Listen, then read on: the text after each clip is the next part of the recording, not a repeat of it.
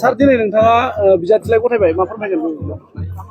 दिनैथ' आं गथायबाय आङो गथायनानै आं गोजोननाय मोनदों।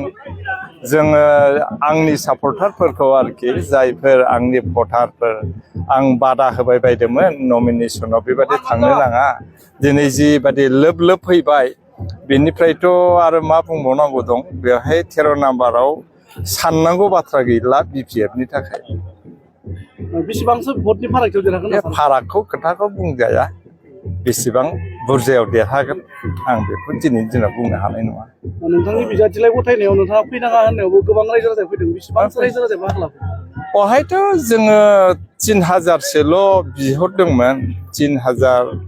3000नि गेजेराव दिनै आंनिफ्रायनो 8000सोआ फैबाय। बिनिफ्रायथ' प्रमान जायोना बेसेबां मोनसे फेमिलियाव जुदि 8000 फैयोबा 3 गुनब्ला बेसेबां 8 गुन 24000 बिनि बादैबोथ' फैनो हायि माखासे थाबावबाय होमबा बेसेबाङाव दावखोयो बेखौथ' एसे आन्दाज खालामनो हाबाय। बबे दोलोजों जुजिनाय जागोन होनना सानो? आं दोलो हिसाबै बिजेपिजों एसे जागोन खिन्थु स्ट्रं कन्टेस्ट जानाय नङा। इउपिपिएलजों आं बेखौ नामखौनो लाथ'ला दिनैनि दिनाव। थ' मोजां खबर, हाजार हाजार मानसि फैदों।